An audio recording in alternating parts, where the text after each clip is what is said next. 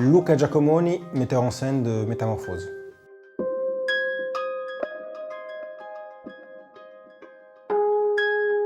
Il y a un an, j'ai commencé un atelier à la Maison des femmes de Saint-Denis, qui est un lieu d'accueil pour des femmes en situation de fragilité ou victimes de violences. Et quand on parle de violence, on parle d'inceste, on parle de violence conjugale, physique et psychologique, on parle d'excision, on parle de violence sexuelle. Donc,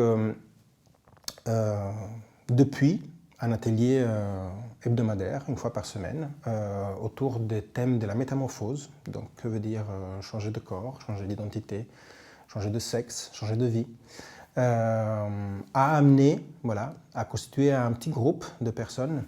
Et sur le plateau de la tempête, il y aura 3 personnes qui viennent de ce groupe-là et 3 ou 4 professionnels.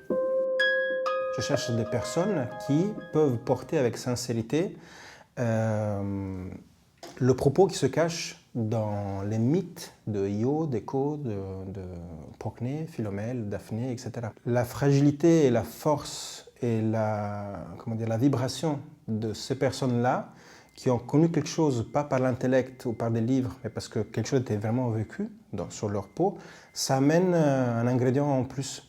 Et ça ramène aussi au sens du théâtre. C'est-à-dire que le théâtre n'est pas là pour défendre des idées, c'est une rencontre humaine.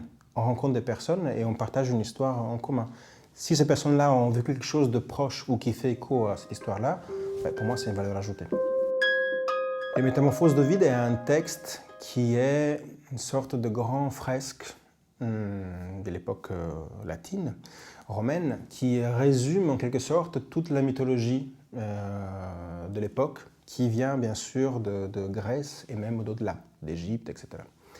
Donc Ovide fait une sorte d'histoire du monde, de l'origine vraiment du chaos primordial jusqu'à son époque, qui était l'époque d'Auguste. En fait, les Métamorphoses racontent en quelque sorte l'apparition du monde, la manifestation des choses qu'on a autour de nous.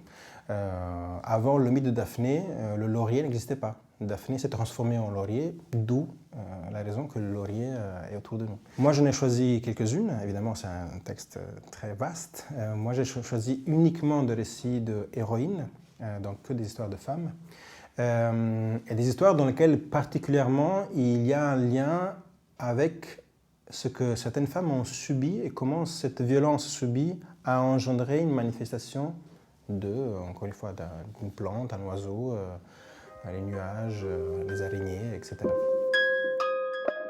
J'aimerais que sur le plateau, on voit un rituel pour rétablir un équilibre. Elles ont vécu quelque chose et j'aimerais offrir chaque soir un espace pour que les choses soient dites, partagées et pour que certaines blessures puissent apaiser et retrouver quelque chose de plus équilibré. Je pense que le théâtre a une force cathartique, de purification, de soin. Donc j'aimerais vraiment recréer les conditions pour que ces histoires soient partagées et à travers des histoires qui viennent de loin, les mythes, ces femmes-là, toutes les femmes qui participent et les spectateurs aussi, puissent entendre certaines choses autrement et faire la paix avec quelque chose.